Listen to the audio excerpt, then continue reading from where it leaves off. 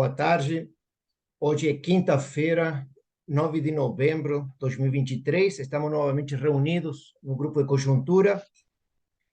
O tema de hoje vai ser uma avaliação da economia brasileira sobre o desempenho que está tendo este ano, como que pode ser visto e analisado, e algumas das suas perspectivas para 2024.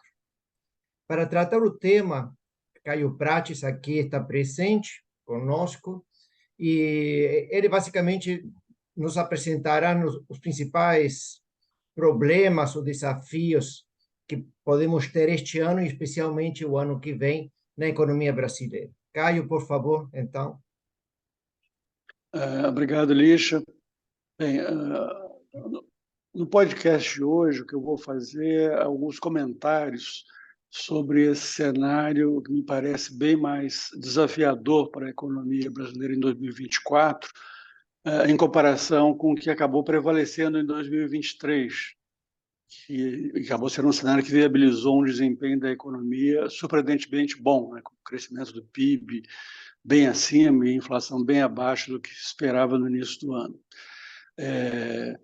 O Boletim Focus, mais recente, da última segunda-feira, mostra que o chamado consenso do mercado, né, a mediana das projeções captadas pelo Focus, aponta um crescimento esse ano igual ao do ano passado, 2,9%, e um IPCA de 4,6%, o que significa um IPCA dentro da meta, porque o limite de tolerância da meta de inflação para esse ano era 4,75%, centro 3,25%, teto 4,25%. Esse desempenho de 2,9%, embora evidentemente seja um desempenho bom, só queria fazer uma pequena qualificação, que é a seguinte: é que é um desempenho totalmente decorrente, essencialmente, do que aconteceu no primeiro semestre, do crescimento observado no primeiro semestre.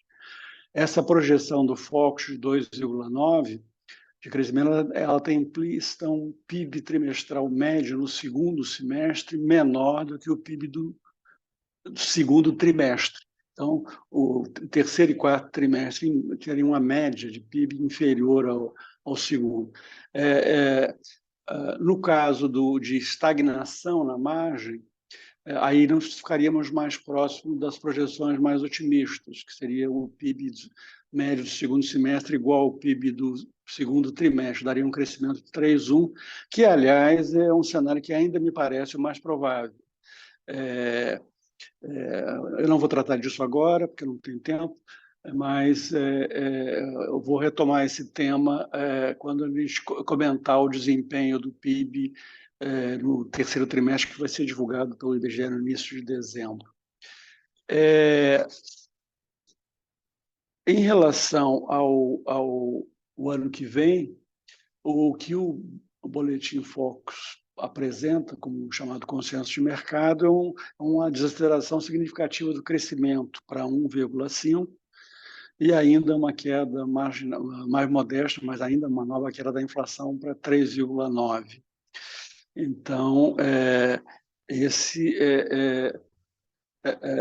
são as projeções Focus. Essa ideia de uma desaceleração do crescimento significativo no ano que vem é uma ideia que eu diria consensual. A dúvida é um pouco o tamanho dessa desaceleração.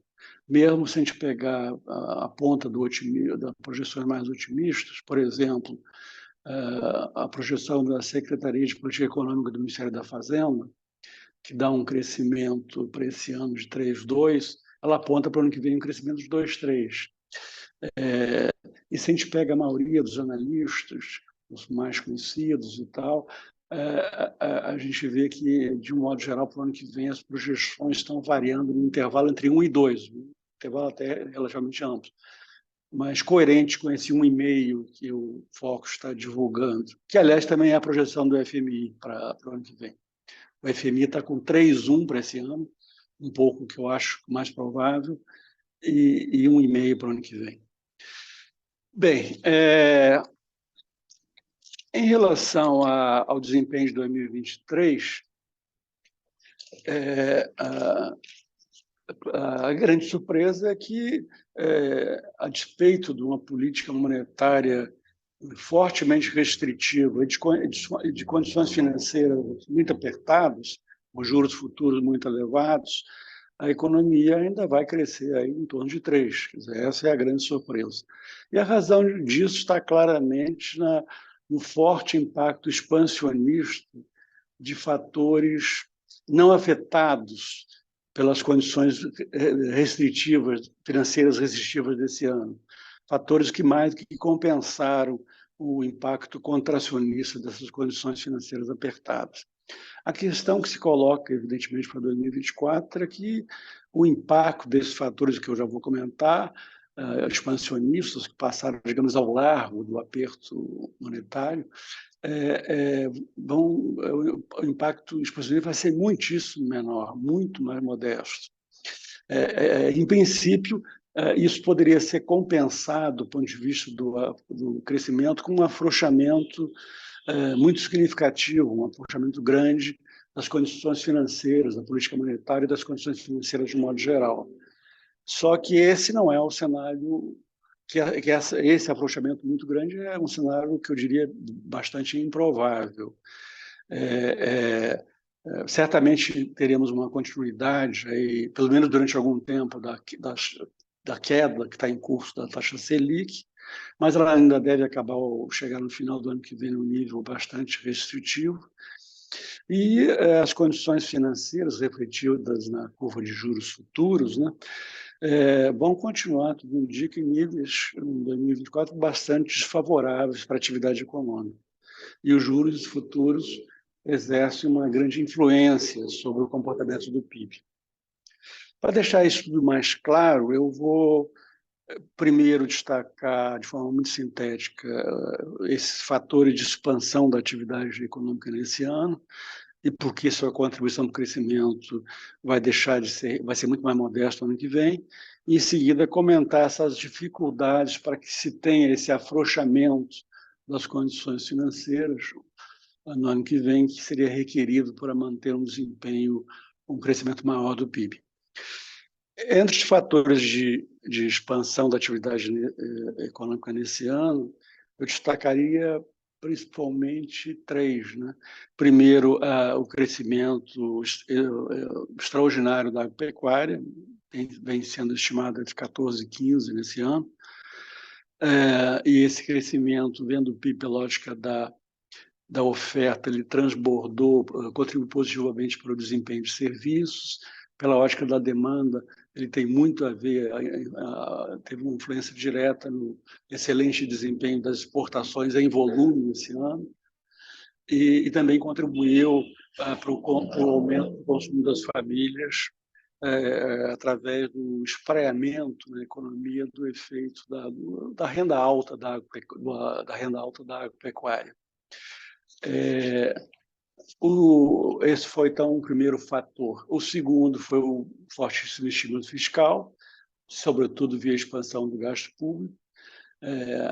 Aí, diga-se de passagem, dada a vulnerabilidade fiscal da economia brasileira, essa expansão fiscal da magnitude que ocorreu poderia ter até tido um efeito negativo, contracionista sobre a economia, ao piorar condições financeiras da economia. Mas o arcabouço fiscal foi anunciado ao fim de março, né? E o que se seguiu depois, a respeito da questão do tratamento do Ministério da Fazenda, para a questão fiscal, evitou isso, ao afastar o arcabouço fiscal, a grande contribuição dele para as expectativas, para a confiança, foi afastar o cenário temido, que se temia muito, de descontrole do gasto público e da dívida pública. Então, isso tornou possível que a expansão fiscal, de fato, contribuísse para expandir a economia e não fosse um tiro no pé via pior das condições financeiras jogando contra. As condições financeiras continuaram desfavoráveis, mas não a ponto de impedir esse desempenho muito bom. O terceiro fator foi a resiliência do mercado de trabalho, em boa medida está ligado aos dois outros fatores que eu me referi, o espraiamento da renda da agropecuária na economia, o estímulo fiscal muito poderoso, E um fator adicional muito importante foi a queda significativa da inflação, maior do que se esperava. Tudo isso resultou numa expansão da massa de rendimentos do trabalho real, que foi um fator importante, tem sido esse ano de sustentação do consumo das famílias, cujo desempenho esse ano vai ser bom, ainda que um crescimento inferior do ano passado. Ocorre que esses fatores todos vão atuar de forma bastante mais modesta, como é fácil imaginar, no ano que vem. A agropecuária vai ter um crescimento bem, algo que se espera moderado, muito distante do crescimento desse ano. O estímulo fiscal será relativamente pequeno por conta das regras definidas no arcabouço fiscal, e isso, mesmo levando em conta que o governo mude, como parece que vai mudar a meta fiscal de resultado primário para o ano que vem, ainda assim será um estímulo fiscal muito pequeno em comparação com o desse ano.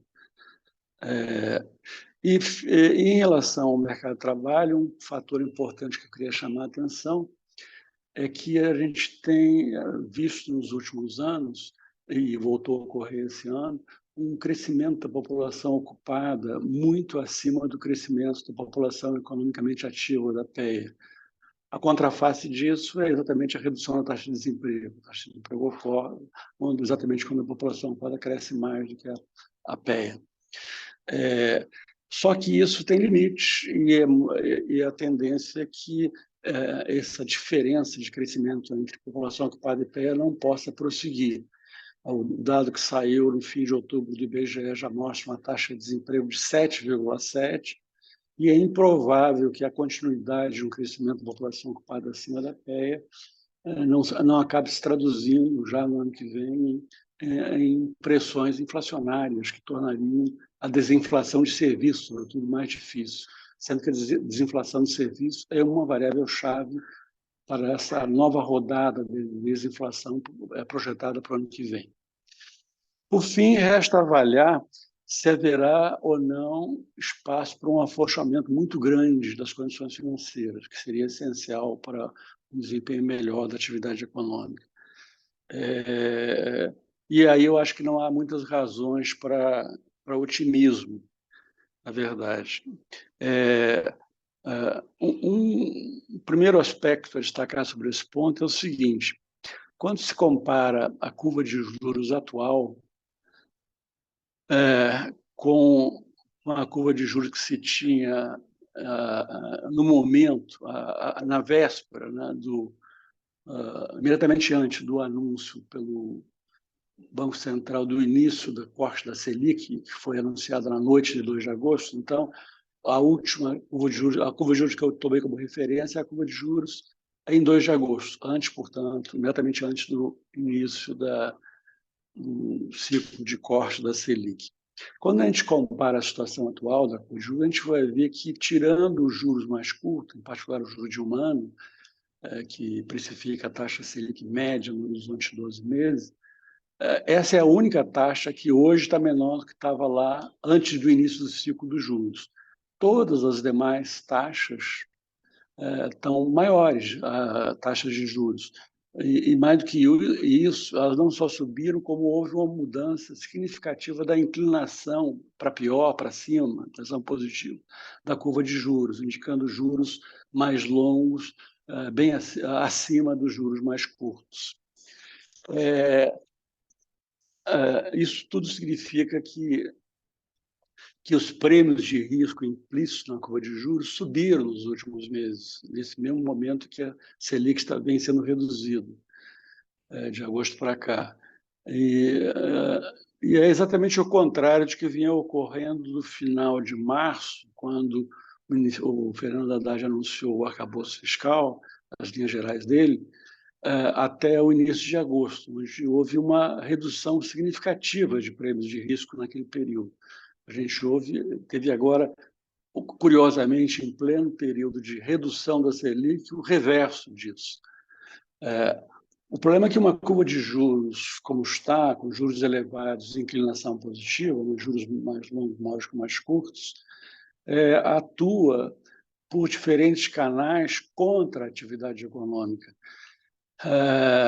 em especial contra as decisões de gastos que envolvem horizontes mais longos, como ocorre tipicamente com os investimentos. Entre outras razões, porque esse comportamento da curva de juros, com essa inclinação positiva e juros altos, ela indica uma falta de confiança e uma baixa previsibilidade no desempenho da economia a prazo mais longo. Então, nesse sentido, ela é desfavorável para a atividade econômica. E também por outros canais que eu não vou tratar aqui. São muitos canais que a gente pode estabelecer essa relação. A que se deve essa mudança na inclinação da curva de juros? Que os prêmios de risco vinham caindo e agora a curva de juros muda e passa a ter inclinação de novo positiva. Eu diria que no primeiro período, estou chamando de primeiro período que vai aí da final de março, quando é anunciado o arcabouço, até o início de agosto, a razão básica foi exatamente uma maior confiança no equacionamento da questão fiscal, a partir do arcabouço fiscal. Então, foi um fator doméstico que levou a uma redução relevante da curva de juros, dos prêmios de risco. Já de agosto para cá, a razão principal está no cenário externo, sobretudo por conta da forte elevação dos juros longos, dos treasuries, né, nos Estados Unidos. Então, por sua vez, do lado fiscal, que vinha contribuindo, sendo o fator para a redução dos prêmios de risco, as incertezas subiram um pouco, primeiro em relação à viabilidade de fato de cumprimento da meta definida para o ano que vem, da meta de resultado primário, de déficit zero, e mais recentemente, a partir das declarações do Lula, que foi quem desencadeou esse processo, dúvidas em relação à própria meta e, mais do que isso, mais importante do que a meta, ao cumprimento ou não das penalidades do lado do gasto, no caso de um eventual descumprimento da meta. Então, o efeito disso é que aquela redução dos prêmios de risco, que, por exemplo, vinha se traduzindo numa diferença, uma redução da diferença entre as taxas de juros longas no Brasil e nos Estados Unidos, era um indicador disso. Essa redução dessa diferença, digamos, taxa de juros de 10 anos lá e aqui, vinham caindo acentuadamente e deixaram de cair. Nós tivemos, desse ponto de vista, claramente 3 momentos no ano. Até março, a gente tinha juros de 10 anos aqui, de 9,5 para cima, pontos percentuais, acima dos juros de 10 anos nos Estados Unidos, os juros dos treasuries. Chegamos ao final de agosto, com a queda que houve a partir do final de março, com esse spread, né, dos juros daqui caindo para uma diferença de 6,7 por aí, 6,6, 6,7 em relação aos juros de prazo equivalentes de 10 anos nos Estados Unidos. E agora, de agosto para cá, estamos com uma virtual estabilidade nessa diferença, em torno de 7 pontos percentuais, que é uma diferença muito alta, que tem a ver muito com a incerteza fiscal, mas o que eu estou chamando a atenção é que a diferença está explicada pelo comportamento fiscal, mas a trajetória dos juros longos está inteiramente colada nos juros americanos. O spread vem se mantendo rigorosamente constante nesse período mais recente. Em torno, perto de 7 pontos. Ontem, por exemplo, fechou em 6,9 pontos percentuais, quer dizer, juros de, pegando o dado, os juros de 11,4, a taxa de juros de 10 anos aqui, medida pelo swap pré-DI, e uma taxa de 4,5 dos juros de 10 anos nos Estados Unidos, dá um spread aí de 6,9, né? Sempre rondando perto de 7, tem se mantido assim, basicamente.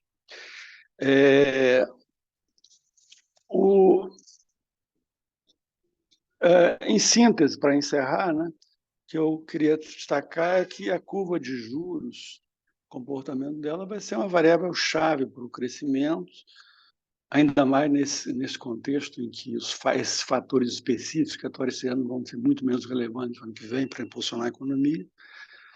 E, e, e uma melhora na curva de juros, né, nas condições financeiras refletida na curva de juros futuros, vai depender essencialmente de duas coisas: de uma visão mais positiva sobre a questão fiscal no país, ou de uma redução muito relevante dos juros americanos longos, né, uma melhora do cenário lá, desse ponto de vista.